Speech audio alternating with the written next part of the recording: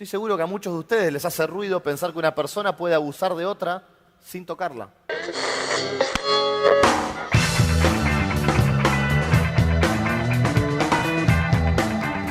Pensar que una persona puede abusar de otra sin tocarla, ¿no? Y justamente con la aparición de las nuevas tecnologías, y esto trae aparejado, por supuesto, la mutación de los delitos, porque vamos a recordar que enmarcado en el artículo 31 del Código Penal, esto está caracterizado, está tipificado como un delito, y vamos a hablar puntualmente de grooming. Lo habíamos anticipado en el primer bloque de este Decime la Verdad de hoy sábado 24 de marzo. Estamos en comunicación con Bettina Esteban, ella es licenciada en Psicología del equipo de Niños y Niñas contra la Explotación Sexual y el Grooming. Puntualmente le vamos a dar la bienvenida, la saludamos. Bettina, un placer tenerte aquí en Decime la Verdad. Hola Yamila, hola Marcelo, bueno, muchísimas gracias por el llamado, por la convocatoria, por darnos la posibilidad de contar a toda la gente que los escucha cuál es nuestro trabajo desde el equipo. Bien. ¿De qué hablamos puntualmente, Bettina, cuando hablamos de grooming, o de qué debemos hablar cuando hablamos de grooming? Mira, creo que lo que decías recién, esto de cómo se puede abusar de una persona, de un niño, una niña o adolescente, cómo se puede, digamos, atacar su integridad sexual aún sin tocarla, que era algo que antes no, como que no se lo concebía, no se lo podía ni siquiera pensar. Y bueno, con esto tiene que ver el grooming. Siempre que uno hablaba de abuso hacia los niños, pensaba en cuestiones más de abuso sexual, de acoso, de manoseos, de violaciones, de abuso con acceso carnal, digo, pero gracias a las nuevas tecnologías, lamentablemente lo que vos decías era correcto, delitos que antes ya existían, bueno, empezaban a tomar como otro color, otra forma, y hoy el hecho de enviarle a un niño un material pornográfico, por ejemplo, es atentar contra su integridad sexual, porque por los acosadores le están brindando un material que esos niños no están preparados para ver, o el hecho de amenazarlos para que se muestren, o desnudos o de determinada manera, eso también es atentar contra su integridad sexual, digamos. La gama de delitos contra la integridad sexual de niños se fue modificando y se fue ampliando enormemente con este acceso a las nuevas tecnologías de comunicación y información. Decías, Bettina, en el comienzo del diálogo, hablabas puntualmente de los niños, niñas y adolescentes, y te pregunto, ¿a qué franja etaria hay que apuntar en términos de prevención de grooming? Porque hablamos de prevención básicamente para no llegar a que se constituya ya formalmente en un delito, ¿no? Por supuesto. Bueno, cuando vos mencionabas el artículo 131 del Código Penal, habla de víctimas de personas menores de edad, no especifica ningún rango. El artículo, como para hacer un paréntesis, digamos, tiene algunas falencias, no es muy exacto, no es muy preciso, pero por ahora es la única herramienta que hay, y hay algunos proyectos para tratar de modificarlo o perfeccionarlo, pero habla de personas menores de edad, o sea, menores de 18 años. Perfecto. Nosotros lo que vemos en cuanto a las consultas que recibimos de la gente es que la franja quizás más vulnerable o más crítica es la que está entre los 10, 11 y 15 años. O sea, la pubertad y el primer tránsito, claro, digamos, de la adolescencia. Exactamente, por el gran uso que tienen de las redes. Obviamente los chicos de esa edad tienen un conocimiento tecnológico impresionante, pero lo que todavía no tienen, y es algo propio de la edad, no tiene que ver solo con el grooming, sino con cualquier otra cosa, no tienen la noción de riesgo, de peligro, no me va a pasar nada, pero si nada más estoy chateando, si nada más estoy conectado, conversando con alguien, no me va a pasar nada, pero eso, a ver, es algo casi esperable de la edad. De la edad que atraviesan y que atravesamos todos en algún momento. Atravesamos todo, lo que pasa es que uno, cuando se acuerda su preadolescencia, esta cero noción del riesgo tiene que ver con otra cosa. No sé, en mi infancia era, bueno, no te subas tan alto al árbol porque claro, te vas a caer. No me va a pasar si no cruces nada. la calle Ahora, sin mirar para ambos lados. Exactamente. No converses o no converses con desconocidos en la calle, ¿no? También. Bueno, esos mismos cuidados que nos ponían nuestros papás en la infancia, ahora tienen que cambiar para tomar estos nuevos elementos. Bueno, antes era no hables con desconocidos en la calle, ahora es no aceptes solicitudes de amistad o de seguidores de alguien no conocido, no chatees con desconocidos, no brindes información personal. Los cuidados siguen siendo exactamente los mismos, pero ahora ayornado un poco a las nuevas tecnologías. Y lo que nosotros vemos a veces del lado de los adultos, ya sea los papás o cualquier otro familiar, es que al sentirse por fuera de las nuevas tecnologías, como que se sienten, digamos que son extranjeros en este mundo de las redes y la tecnología y demás, como que dejan todo yo de esto no entiendo mucho, no, yo lo dejo porque él entiende, él maneja el teléfono, él maneja la computadora, ella maneja la tablet, y ahí es donde cometemos el error los adultos. O algunos padres más prevenidos nos remitimos básicamente y de manera muy rudimentaria a ese control parental que por allí tienen determinados dispositivos, ¿no? Sí, por supuesto, digamos, algunos por ahí van quizás al otro extremo de decir, tengo duplicado el perfil de Facebook de mi hijo en mi celular. Siempre nosotros preferimos hablar más que de control parental y de vigilancia, hablar de acompañamiento. Claro, justamente... Cuando un adolescente se siente vigilado, perdimos, porque no nos va a dejar enterarnos si algo le está pasando, y en realidad los adultos nos tenemos que convertir en los primeros referentes. Si algo le está pasando, si algo incomoda, si algo genera malestar o les genera duda o no les gusta, bueno, inmediatamente tienen que contar con ese adulto. Digo, sean los papás, los hermanos más grandes, los tíos, docentes, los preceptores, los profes, el adulto referente que sea, tiene que ganar esa confianza para que los chicos puedan decir qué es lo que les está pasando. Betina, te me anticipaste a la pregunta porque justamente iba a consultarte respecto de cómo hacemos los adultos, ¿no? Para acompañar y cuidar, justamente sin prohibir ni controlar, que puede transformarse en un boomerang prácticamente. Sí, eso lo charlamos. Yo primero te cuento cómo llegamos nosotros a los casos o a las situaciones. El equipo Niñas contra la explotación sexual y grooming, el grooming lo adoptó mucho más tarde, digamos, después de su creación. El equipo Niñas se creó en el 2006 y empezó a adentrarse en estas cuestiones recién en el 2011, 2012. Ni siquiera todavía estaba el artículo 131 tipificado, pero las situaciones aparecían igual.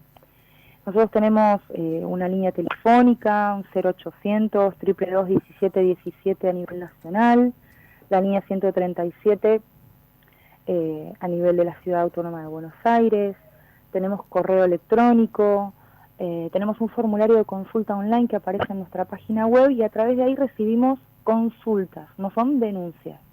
Lo que hacemos nosotros es transformar esa consulta de los papás en una denuncia.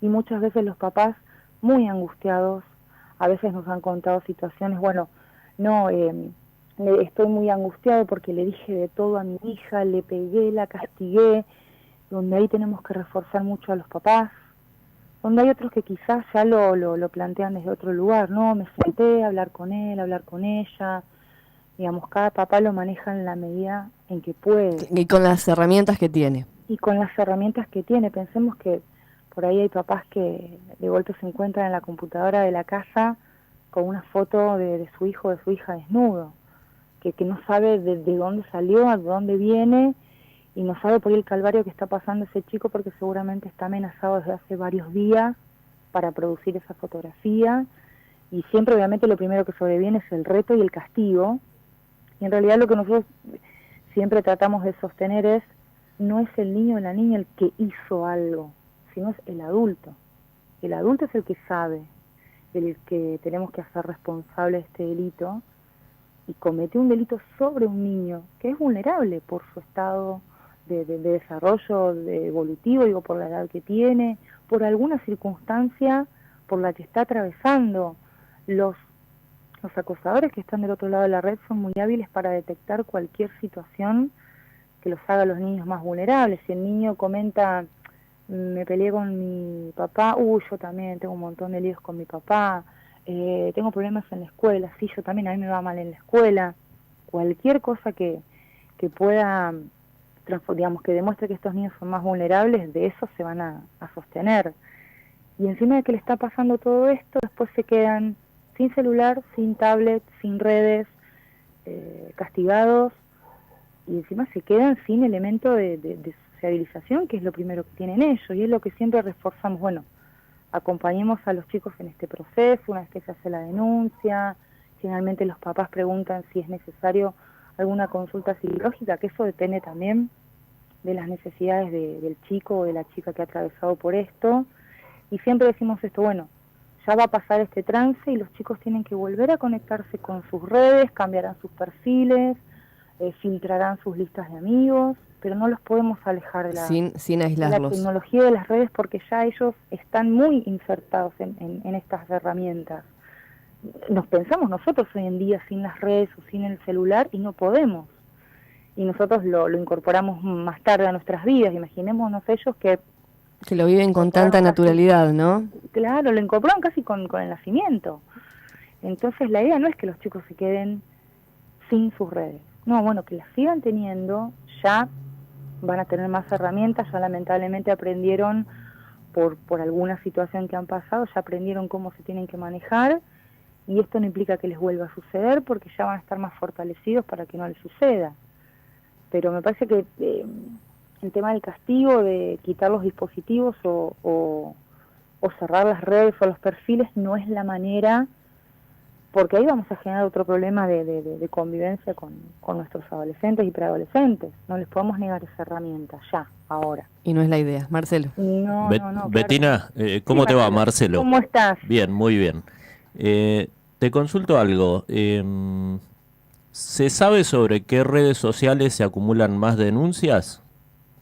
Mira, nosotros lo que vamos observando, nosotros vamos haciendo de todos estos contactos que vamos teniendo, vamos haciendo un registro y obviamente siempre preguntamos a través de qué red. En un principio, bueno, Facebook fue como el actor principal de todo esto. Después empezaron a aparecer otras redes, Snapchat, que lo que permitía era que los mensajes se borraban rápidamente, otros sitios como Omegle, digamos, fueron variando, después apareció Instagram, y de hecho los chicos cuando vieron que los grandes nos empezábamos a meter en Facebook, empezábamos a tener nuestros perfiles, los chicos viraron mucho más a Instagram.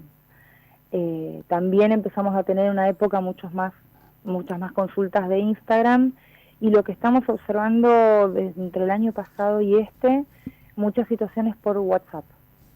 El contacto que quizás se empieza en un grupo de Facebook, que a veces uno no tiene control de cuántos miembros tiene, quién lo administra, quién lo organiza, quién lo vigila.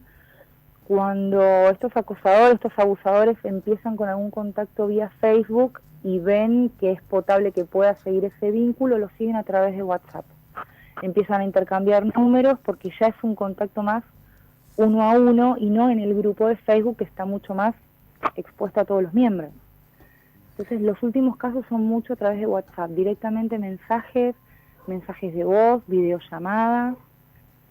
Eso fue el camino que hemos notado. Todo el tiempo están surgiendo nuevas redes. El otro día veía una red que se llama Vero, que supuestamente lo que promete es no tener tanta carga de publicidad. Sí. Yo no sé hasta cuándo va a durar eso, pero van surgiendo nuevas redes, nuevas herramientas, los chicos van inspeccionando todos estos nuevos elementos, pero ahora es todo por WhatsApp. Bettina, quiero volver un poquitito al comienzo de la entrevista donde mencionábamos el artículo 131 del Código Penal que justamente tipifica el grooming como un delito, ¿no? Quiero saber, en términos legislativos, cuánto nos falta avanzar respecto a los delitos que comprometen a la integridad sexual de los menores justamente. Mira, ahora en estos días se aprobó la modificación del artículo 128 que habla de la mal llamada pornografía infantil. En realidad tendríamos que hablar de producción de material de abuso sexual infantil, donde también se castiga la tenencia del material. Bueno, vamos avanzando de a poco. Lo que sucede es que al modificar ciertos artículos después quedan un poco desparejos el resto de los artículos del capítulo de los delitos sexuales. El capítulo de grooming es, digamos, a mi humilde entender, un poco inexacto porque, por ejemplo, no aclara que tiene que ser un adulto el que se contacta con la persona menor de edad.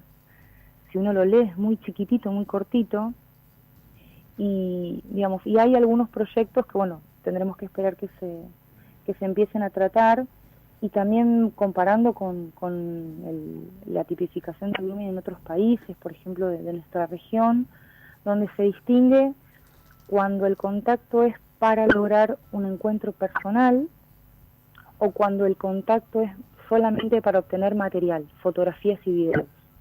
Se distinguen esas dos situaciones. Y eso estaría muy bueno que nosotros lo podamos incorporar a la legislación. No es lo mismo el contacto para el encuentro posterior, que fue el caso que a ustedes en Bahía les tocó más de cerca, que fue el de Micaela. Sí. Y por ahí muchos casos como los que tenemos nosotros, donde la cuestión sexual está limitada en el contacto. El intercambio de fotos, la amenaza para producir material, y una vez que se obtiene el material, el contacto se corta. Porque ya del otro lado el abusador obtuvo lo que quería, que era ese material, que después sabemos que es muy difícil, por no decir imposible, impedir que se siga viralizando. Entonces me parece que estaría bueno poder distinguir esas dos situaciones. Marcelo. Cuando las redes son una herramienta para la captación, para un abuso posterior, o cuando en el contacto virtual se limita la cuestión, digamos, sexual, el envío de videos, las conversaciones de carácter sexual, que a veces los niños ni siquiera están aptos para comprender.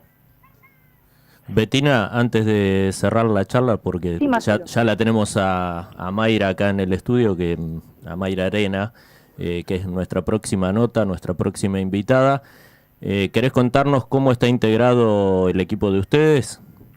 Bueno, el equipo Niños está integrado por psicólogas.